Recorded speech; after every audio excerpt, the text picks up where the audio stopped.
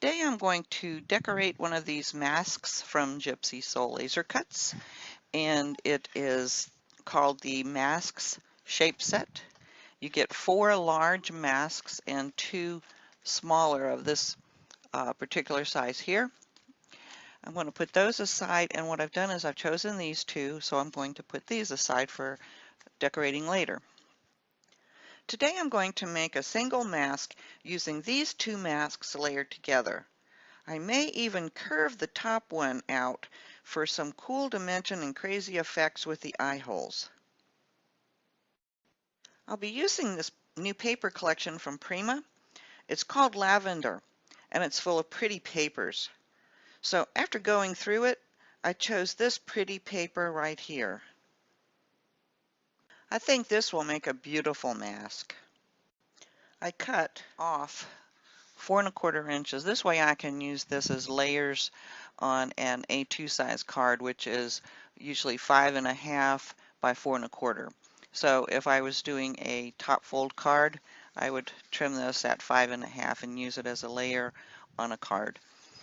So this piece here then measures 7 3/4. And what I've done is made sure that I can fit both of these on this piece of paper, like so. So, let me set this aside first. Okay, so I think the easiest way to do this is to run it through my Xyron Creative Station. And so, let me just open it up. And we're going to run it through with the paper right side up because I want the sticky on the back. So I'm just going to run it right through here.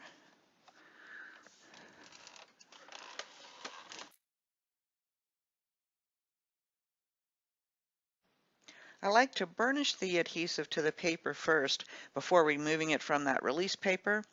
I use a bone folder to accomplish this. After removing the top cellophane layer, you can easily remove the white release paper, and all I did was lay my paper back down with the sticky side up. I make sure I have the mask going in the direction I want, and then I adhere them to the paper. You can use scissors to cut the excess paper away, but I find it much easier to use a craft knife. The chipboard makes a nice edge to run the knife along, sort of like a ruler, so it is really simple to do. As I cut the excess pieces of paper away, I'm replacing them back onto the release paper in case I need any of the scraps later. Okay, so now I've chosen some purple cardstock that I think matches my paper, and we'll cover the backside so I don't have to worry about what shows and what doesn't show. So we'll just repeat the same process of running it through the Xyron to quickly apply the adhesive. If you don't have a Xyron, you can of course use your favorite glue. Always use what you have. So run the cardstock through your Xyron, and don't forget to burnish that adhesive to the paper really well. Then you can lay your mask pieces onto the cardstock and trim around them again with your craft knife.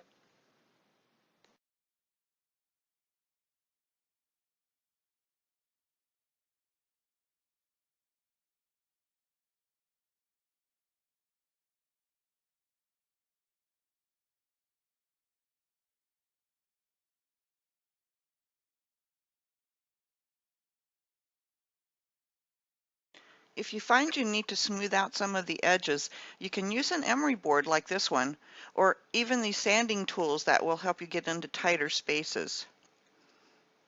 This one I think I found at Hobby Lobby. You can also use your Tim Holtz sanding tool for the outer edges. Okay, so the next thing I want to do is add some gold leafing to the edges. So I'm going to use this KRYLON gold leafing pen. You may need to pump it to get the ink flowing again, and always be sure to shake it. So just run the pen all around the edges of both masks. And don't forget to do the eye holes. So, I have a little tip for you. It never fails, for me at least, that whenever I try to edge something with a pen, any kind of pen, I always slip and run the marker tip all over the back, or sometimes the front of my object. It gets pretty messy looking after a while. Of course, as careful as I was, I slipped a couple of times with the KRYLON gold leaf pen and made some unsightly marks on the back. But what if you could use a Copic blender pen, I thought, to erase those marks, just like you're sometimes able to do with Copic colors. So I tried it, and guess what? It worked. I got rid of those unsightly wanted stray marks, and after it dries, well, take a look for yourself. Clean as a whistle. Just thought I'd pass it on in case you ever need to do the same.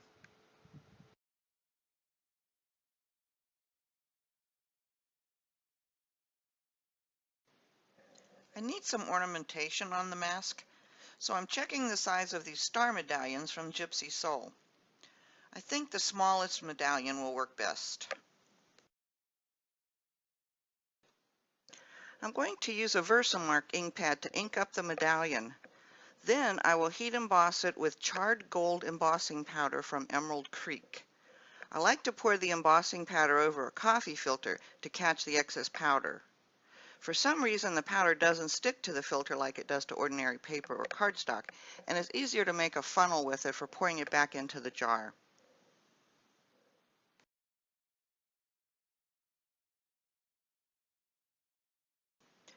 I'm going to turn it over and ink up half of the medallion on the back. This part will show from the back when I glue it to the mask. So just simply repeat the process as you did before for the heat embossing. Use a pair of tweezers or something to hold the piece while you heat it. The embossing powder gets really hot.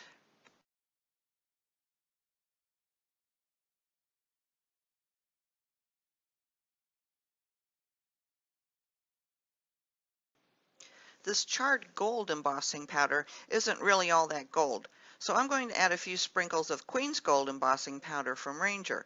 But first I have to carefully heat the previous embossing powder with the heat tool. Then I can sprinkle tiny amounts of the gold randomly over it. Continue heating the embossing powder and sprinkling the gold into the hot embossing powder until you like the result.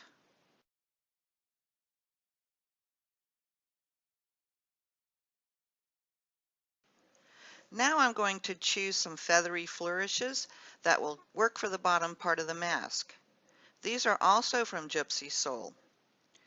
I'm going to place the masks in their finished position and then see how these flourishes will look and which sizes I will need.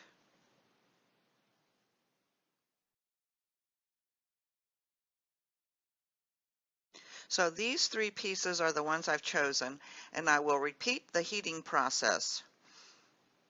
First embossing both sides with the charred gold embossing powder, then reheating and sprinkling the Queen's Gold randomly over that. Be careful and heat emboss the pieces in sections so you have a section to hold on to while heating another part. Use tweezers to keep your hands away from the heat.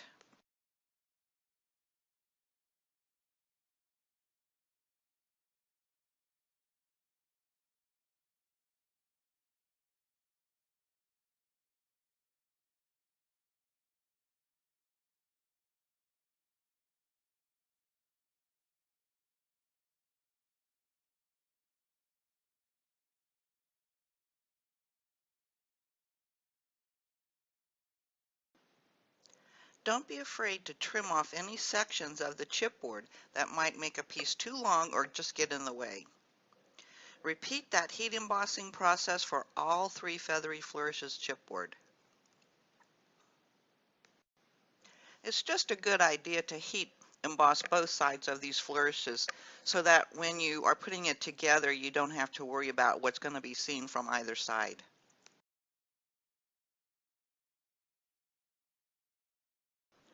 So here's a closer look at these chipboard pieces, all heat embossed on both sides and ready to go.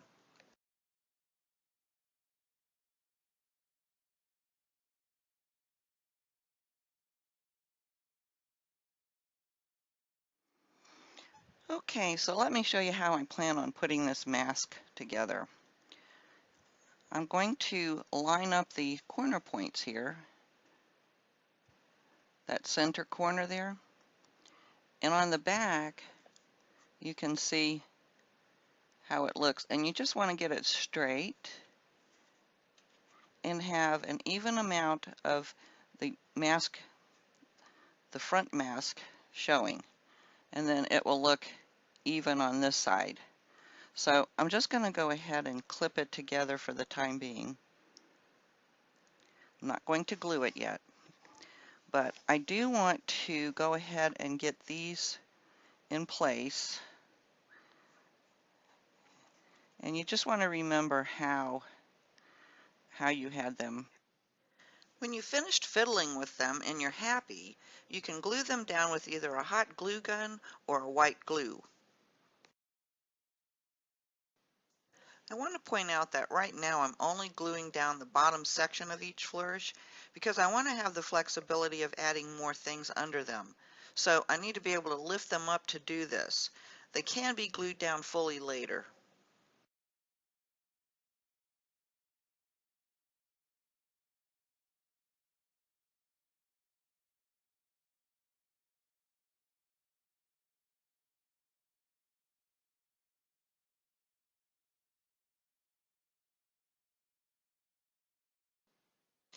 Now we can glue the medallion to the top mask. But first remember to check the back of the medallion.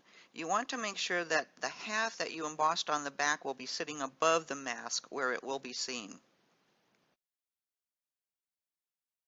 Once you get it aligned both horizontally and vertically, add a small dab of hot glue to the bottom of the medallion just to hold it temporarily.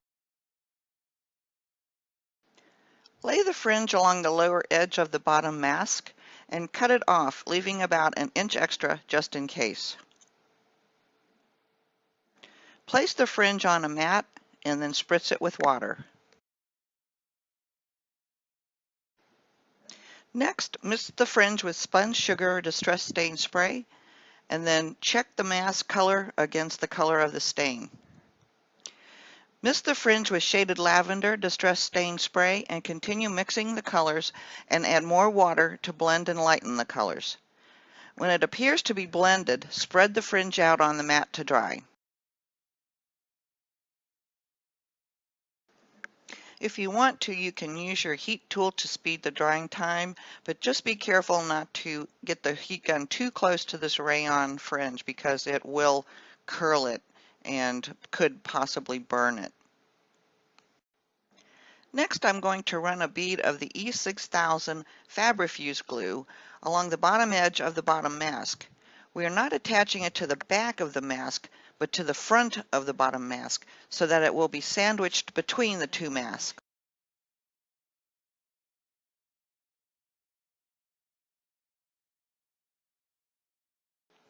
I'm just cutting a tiny slit in the fringe to help it move around that inside corner.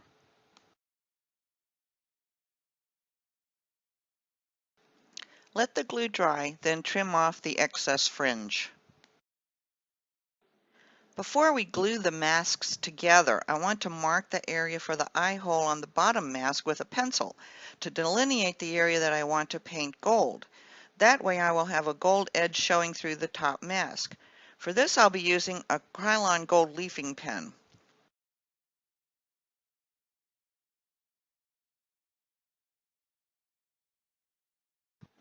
Now let's adhere the purple trim to the edge of the top mask.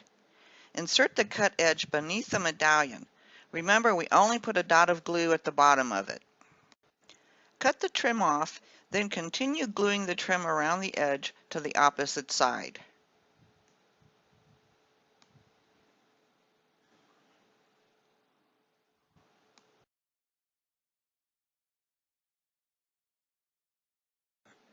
Cut the trim off again and continue from the center where you will insert the cut edge beneath the medallion and run the trim off the edge of the mask, and then cut that excess off.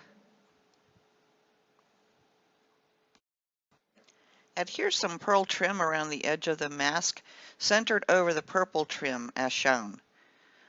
I used the glue gun for this, but you can also use white glue.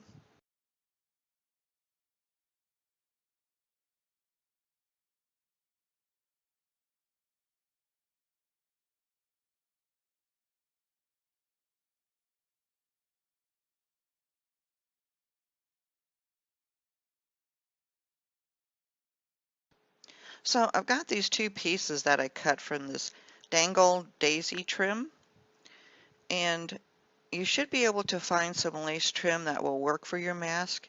It doesn't have to be exactly the same, but I thought this one would be kind of nice to decorate the corners where the joins are. And I've already colored these with the spun sugar and the shaded lilac distress stains, just as I did for the fringe. These are going to be placed on the corners at the top of the mask, which like this, which is going to disguise the spot where all the trims are joined.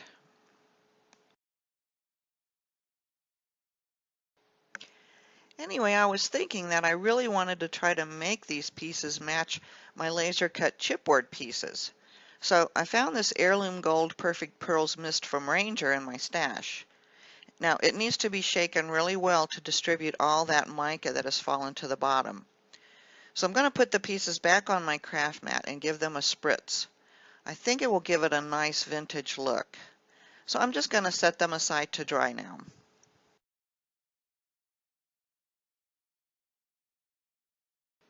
While those are drying, I'm going to paint a 12-inch long, quarter-inch wide wooden dowel with the Lumiere Pearl White acrylic paint and let dry.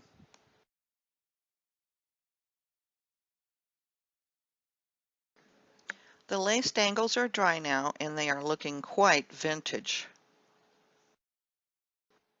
Now I'm going to glue them to each corner of the upper mask.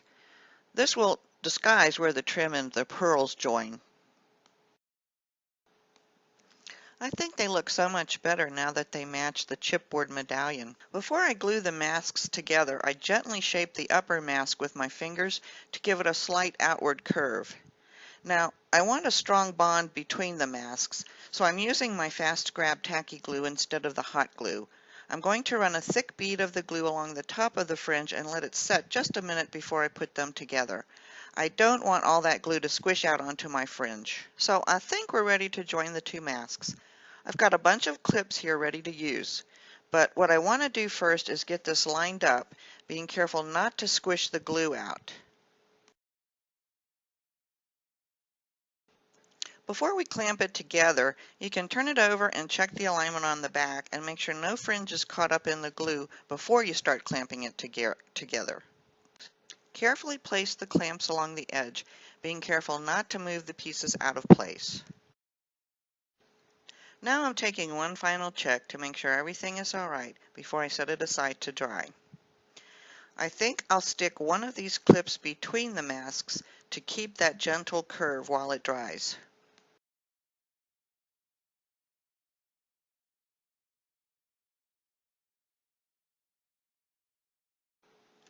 When your mask is dry, go ahead and remove the clamps.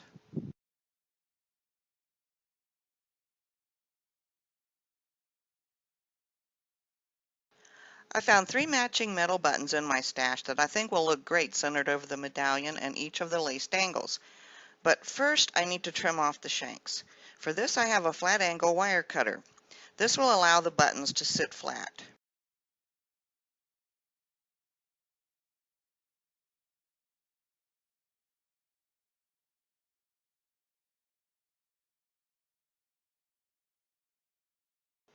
I'm just going to glue them down with the hot glue gun, like so.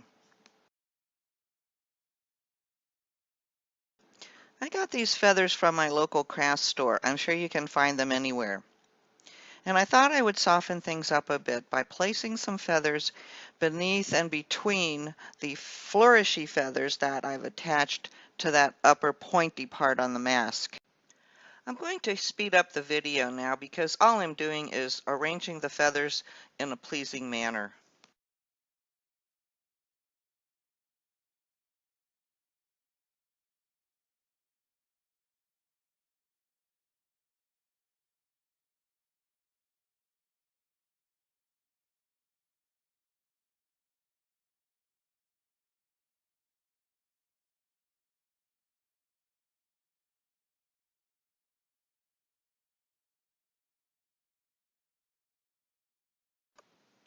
I want to add some bling around the eyes, and I got these gemstones from my local craft store.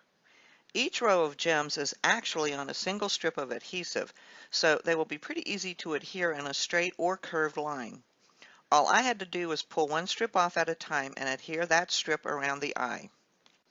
You will have to piece the strips together, but that was easy too.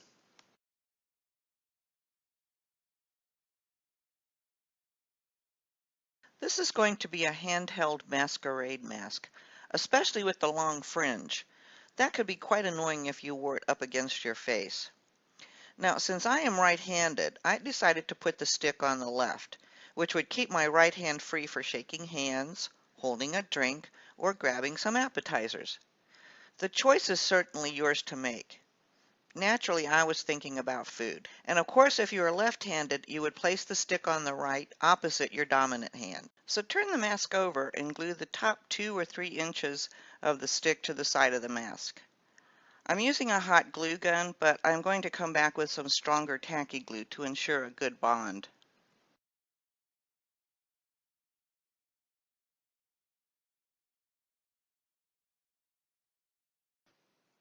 And remember, these pieces I had left from covering the back side of the masks. These have already been run through the Xyron and have adhesive on them. And all I need is a small piece about 1 inch by 2 to 3 inches long to cover the stick where it attaches to the mask. So I already have a piece cut, and I can now attach it to the stick. I used a bone folder to burnish the adhesive down really well along either side of the stick. And here it is, all finished and ready to wear for your next gala or masquerade party. I hope you enjoyed my project today, and after having been to Venice, I fell in love with masks. They are so beautiful and intriguing, and even if I never wear this one, I will display it proudly on my wall at home. What would you do with yours? Leave me a comment and let me know. If you enjoyed this video, please hit the like button, and I would love for you to subscribe to my channel if you haven't done so already. That way, YouTube will let me continue to share my projects and tutorial with you in the future. Thanks for watching, and remember to always take time to play.